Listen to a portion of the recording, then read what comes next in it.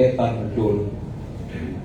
Ya Bapa yang Maha Kudus, pulihkanlah, hiburkanlah keterkejutan kami, kesedihan kami, bahkan kehilangan kami, supaya kami beroleh kekuatan, supaya kami boleh melanjutkan hidup, bahkan supaya kami juga memiliki pengertian, bahkan semakin bijaksana mengalami kehidupan dan peristiwa seperti saat ini. Hadirlah Engkau dalam firman-Mu yang akan kami dengar. Biarlah kami mendiamkan suara-suara kami yang penuh dengan keruwetan, penuh dengan tanda tanya, penuh dengan banyak teori, penuh dengan banyak perbincangan-perbincangan di sebelah kiri dan kanan. Namun biarlah kami mendengar suara-Mu, karena hanya suara-Mu lah yang memberikan kepada kami kekuatan. Terutama Tuhan, kepada orang tua kami di tempat ini, Opung Boru Nyonya Tobing, bersama dengan segenap saudara bersaudara, kakak dan adik, bersama dengan segenap anak-anak, cucu-cucu. Tuhan, kiranya kasih-Mu menjangkau kami dalam derita dan duka cita kami. Berfirmanlah, sebab kami anak-Mu ini sedia mendengar. Di dalam Kristus Yesus Tuhan kami berdoa. Amin.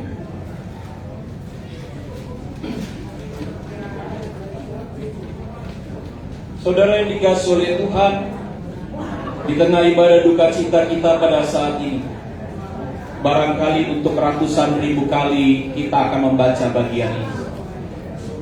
Mazmur 23 ayat yang pertama sampai dengan ke-6. Tuhan gembalaku yang baik. Tuhan adalah gembala, takkan kekurangan aku. Ia membaringkan aku di padang yang rumput hijau. Ia membimbing aku ke air yang tenang. Ia menyegarkan jiwaku.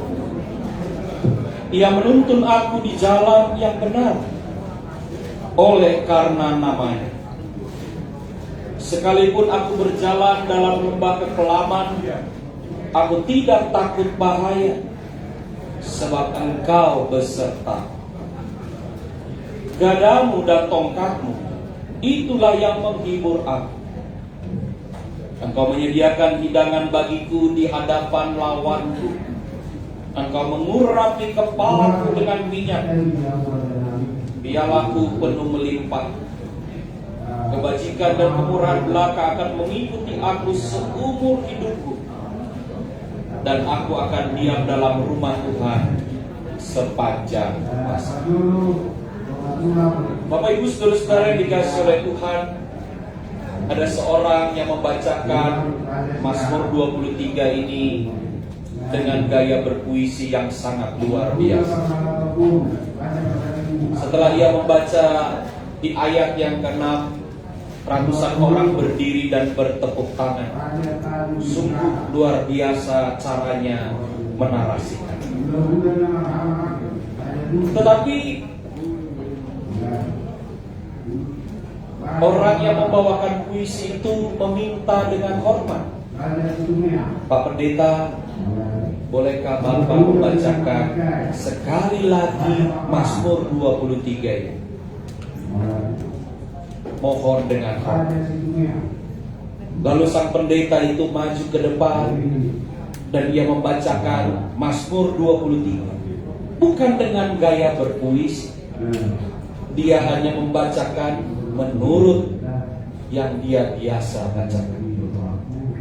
Bapak Ibu saudara, setelah ayat yang ke-6, tidak ada orang yang bertepuk tangan.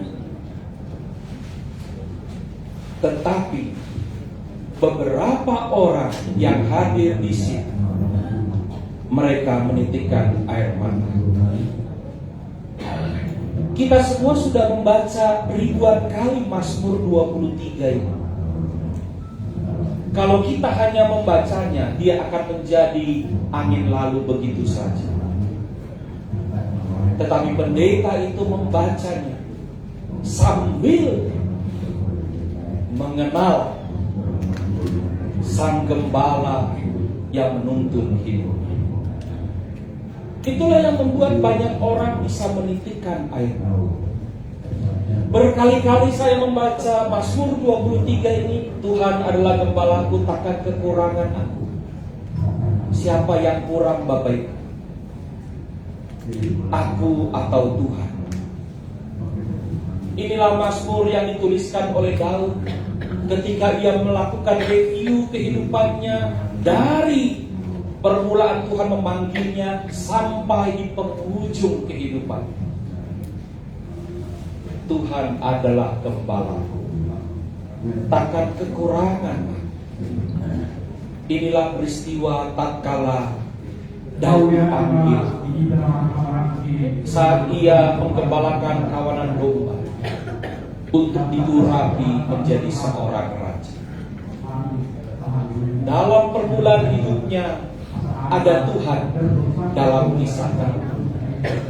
Begitu juga kalau kita membaca di ayat yang keempat, sekalipun aku berjalan dalam lembah kekelaman.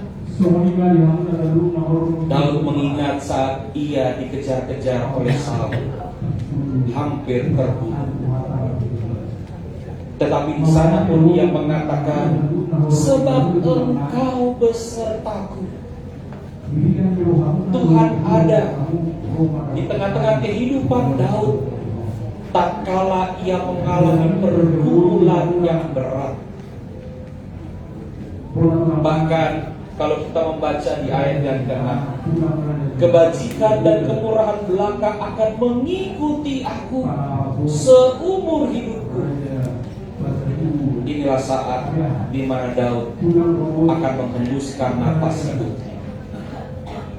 Bapak Ibu saudara-saudara yang dikasihi oleh Tuhan, Mazmur ini mau mengatakan kepada kita, baik di awal hidup, di tengah hidup maupun di akhir hidup, selalu ada cerita tentang Tuhan yang memelihara hidup kita. Dan hari ini, sebelum kita bicara soal bagian akhir hidup, saya mau berbicara kepada kita tentang bagian tengah hidup di ayat yang keempat. Sekalipun aku berjalan dalam lembah kekelaman.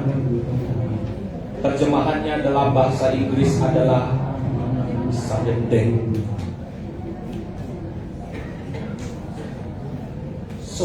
Sewaktu-waktu kita akan mengalami kematian. Kalau Bapak Ibu naik tangga dari parkiran menuju ruangan ini, naik tangga lalu sampai di ruangan ini, dan Bapak Ibu mulai menggeh-geh, itu sudden death Bapak Ibu.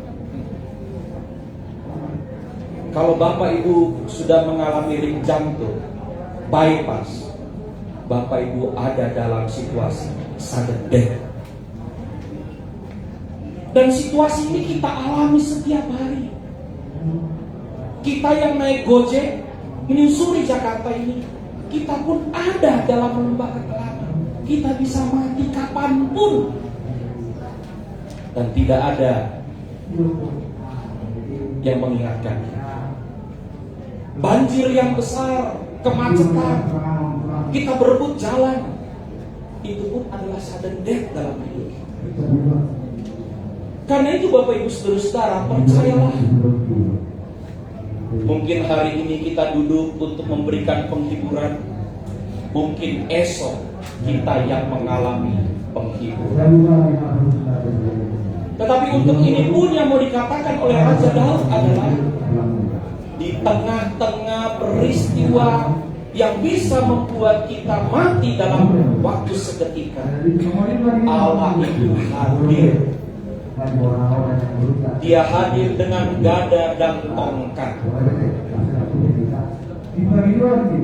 Dia mengarahkan kita untuk tidak mengalami kematian begitu cepat atau terlalu lama.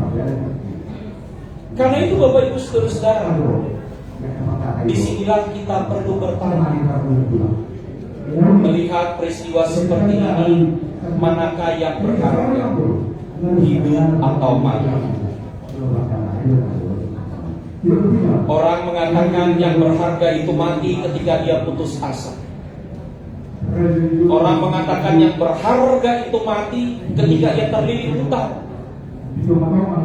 Seperti sebuah keluarga yang melompat dari apartemen dan mereka mati seketika. Kalaupun kita melihat kita mau mati sekarang, untuk siapa? Untuk apa? Jangan sudahi hidup hanya karena kita berputus asa. Jangan sudahi hidup hanya karena kita melarikan diri. Jangan sudahi hidup hanya karena kita merasa menjadi orang paling menderita. Sebab Allah memberikan seorang yang terbaik dalam diri kita. Kekasih kita ini anak yang pertama. Opung pasti menunggu dengan cemas, dalam doa, dalam harap kepada Tuhan.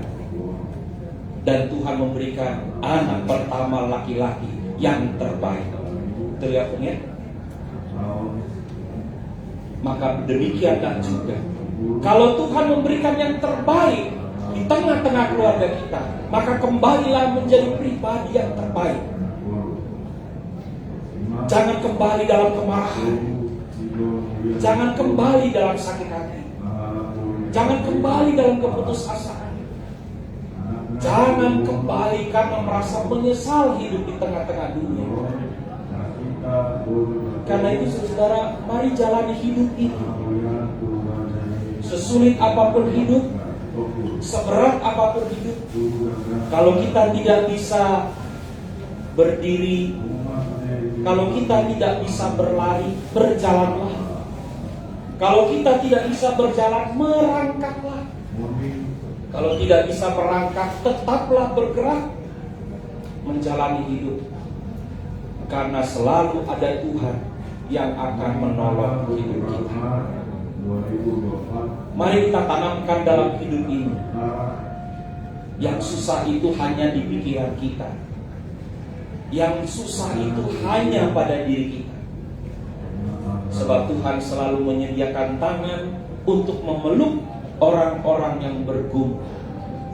Itulah sebabnya Dia berkata, marilah kepadaku semua yang letih lesu dan berbeban berat, aku memberikan kelegaan kepada. Karena itu hari ini ketika kita berduka cita, ketika rasanya bagi orang berduka cita, doa itu sesuatu yang lewat begitu saja. Ketika dalam peristiwa duka cita, apalagi orang banyak, terlalu banyak orang bicara, di mana semua nasihatnya hampir sama. Tetapi marilah dalam peristiwa duka cita, inilah saat di mana kita bisa menghayati betapa berharganya sebuah doa. Kita minta yang terbaik kepada Tuhan. Bapak Ibu saudara-saudara yang dikasihi oleh Tuhan, perjumpaan saya dengan almarhum itu yang pertama dalam peristiwa ulang tahun Opung yang ke-100. Saya bersyukur diperkenalkan pada kekasih kita ini. Saya tidak pernah mengira beliau mengalami pergumulan atau sakit yang berat. Mungkin hal yang sama juga seperti kita. Kita berjumpa dengan orang-orang yang kita kasih. Kita lihat sehat kok, kita lihat tersenyum kok. Tapi ada pergumulan di dalam dirinya yang tidak kita ketahui. Ada ketakutan barangkali. Ada sakit yang berat. Itulah sebabnya Bapak Ibu saudara, setiap perjumpaan menjadi penting. Setiap perjumpaan itu menyelamatkan. Setiap perjumpaan itu bisa menguatkan. Dan untuk terakhir kali kami berbicara saat kami makan bakso. Almarhum bertanya kepada saya, "Aina tubuh di bulan masuk itu hamu?" dan Dumai Jakarta. Itulah sebabnya kenapa saya kelihatan seperti orang Jawa ketimbang orang Batak. Dan almarhum masih bisa tersenyum. Bapak Ibu Saudara, dalam hidup ini kita semua ada dalam bayang-bayang kematian. Maka kuatkanlah tangan untuk selalu berdoa. Kuatkanlah hati untuk selalu meminta pertolongan kepada Tuhan. Opung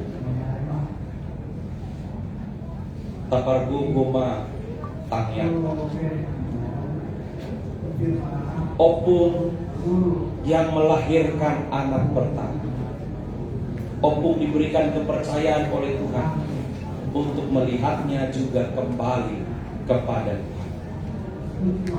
Ini bukan tragedi, ini bukan kegagalan, tapi Tuhan merangkulnya untuk membuatnya menjadi sembuh. Kalaupun selama ini anak terkasih kita ini berdiam diri menyembunyikan sakit penyakitnya karena beliau tidak mau menceritakannya dan menimbulkan beban bagi orang tua terkasih. Karena itu Bapak Ibu Saudara, saya belum siap menuliskan liturgi ini sebagai liturgi ibadah pengucapan syukur. Tetapi biasanya di GKI peristiwa kematian adalah sebuah liturgi ucapan syukur, bukan lagi liturgi penghiburan. Kita bersyukur karena mengenal kekasih kita ini bertahun-tahun lamanya, 74 tahun. Kita mengucap syukur karena kita mengasihi. Kita mengucap syukur karena kekasih kita ini menjadi orang yang terbaik, membanggakan bagi orang tua, menjadi sahabat bagi kakak maupun adik, menjadi saudara dan teman bagi semua orang yang dikenal. Dan kita mengucap syukur karena dia kembali kepada Tuhan. Dan bagian yang terakhir Bapak Ibu Saudara-saudara yang dikasihi oleh Tuhan, dalam peristiwa ini kita pun mengucap syukur, sebab orang-orang mati pun pada akhirnya kembali kepada Tuhan. Dan Mazmur ini mengungkapkan kepada kita yang hidup ini adalah orang-orang yang masih menderita, tetapi kekasih kita sudah lebih dulu mewujud nyatakan Mazmur pasal 23 ayat yang ke-6. Dan aku akan diam dalam rumah Tuhan sepanjang masa. Opung mengapa jolo diam di dalam rumah Tuhan. Dan kita sekalian sesungguhnya adalah orang-orang yang juga menuju kepulangan kita ke rumah Bapa di sorga. Karena itu saudara-saudara yang dikasihi oleh Tuhan, jangan pernah tangisi untuk menyesal. Jangan pernah tangisi dalam ketidakrelaan, tapi berbesar hatilah untuk menyerahkannya kepada Tuhan. Firman Tuhan berkata, tidak ada lagi penderitaan, tidak ada lagi sakit, tidak ada lagi air mata. Sedangkan kita yang masih hidup ini, kita masih bergumul. Besok kita masih kerja, besok masih bayar hutang, besok masih ngurus bisnis, besok masih putar otak mau masak apa. Karena itu mari kita minta Tuhan untuk hadir dalam hidup kita dan berbesar hati untuk semua peristiwa yang Tuhan izinkan terjadi. Mungkin kita belum bisa menerimanya sekarang, tidak apa, tetapi percayalah, apa yang Tuhan izinkan terjadi dalam hidup kita itulah yang terbaik pada saat ini. Karena itu baiklah kita seperti Ayub yang berkata, Dia yang telah memberi, Dia yang telah memanggil, terpujilah nama Tuhan. Amin. Kita bersatu.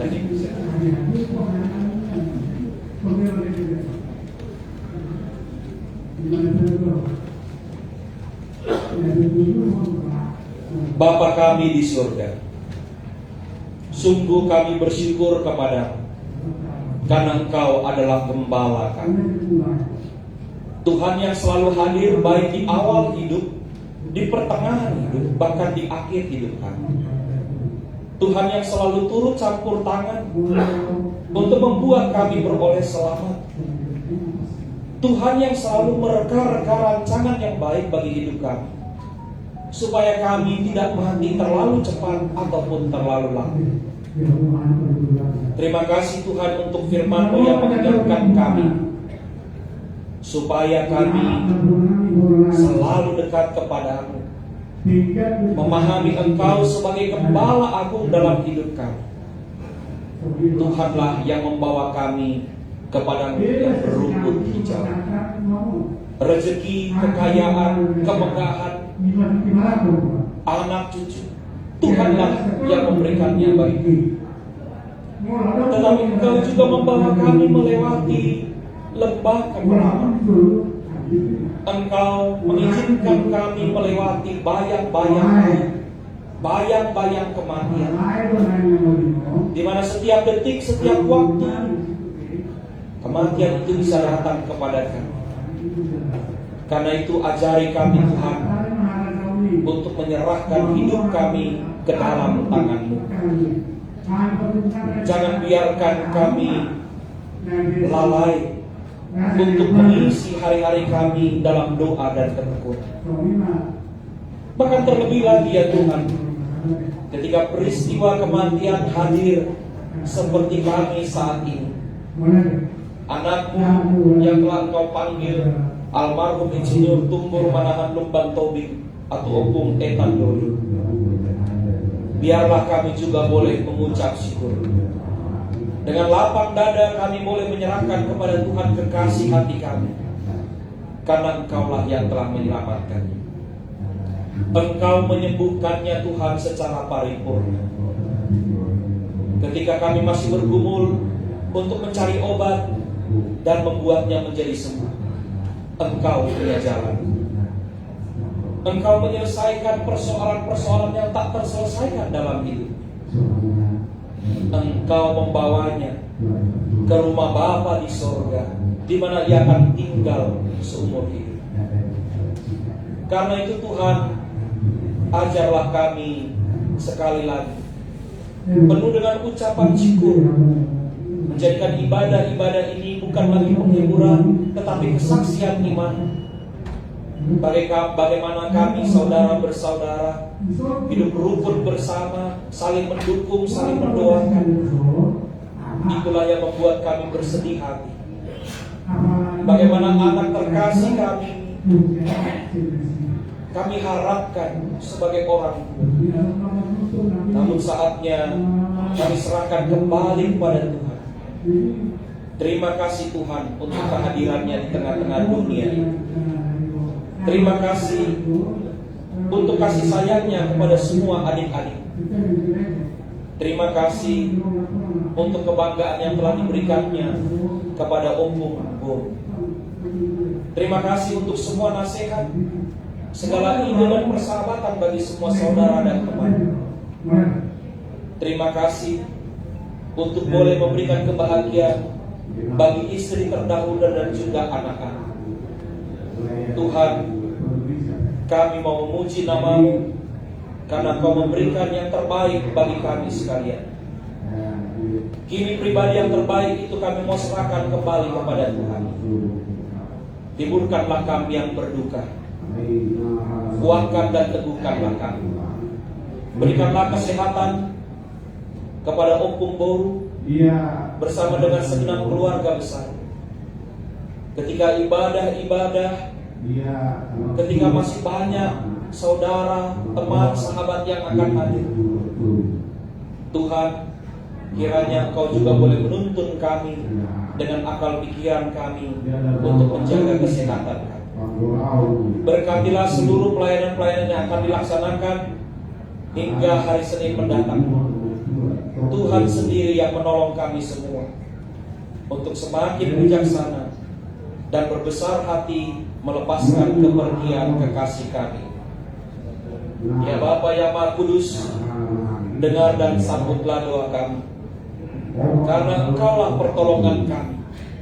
Kepadamu kami berdoa dan percaya. Amin. Saudara yang dikasihi oleh Tuhan, saya mengundang kita bangkit berdiri. Mari kita nyatakan pujian kita ini untuk mengingatkan hidup kita masing-masing bila badai hidup menerpa.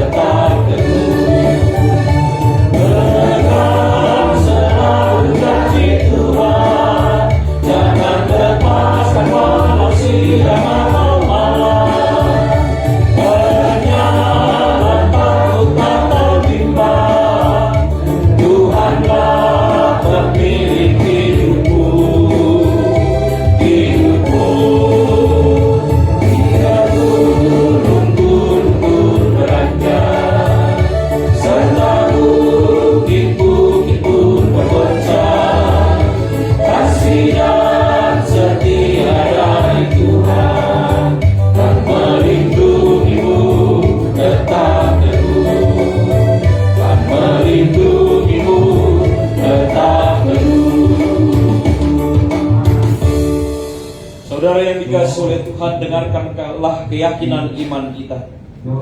Karena jikalau kita percaya bahwa Yesus telah mati dan telah bangkit, maka kita percaya juga bahwa mereka yang telah meninggal dalam Yesus akan dikumpulkan Allah bersama-sama dengan Dia. Kini angkatlah hati kita dan terimalah berkat Tuhan. Kasih karunia Tuhan Allah Bapa kita, kasih karunia Tuhan Yesus Kristus, kekuatan, penghiburan dan pertolongan daripada Roh Kudus, itulah yang diberikan Tuhan dalam kehidupan saudara, dari sekarang ini sampai selama-lamanya. Amin. Bapa, terima kasih.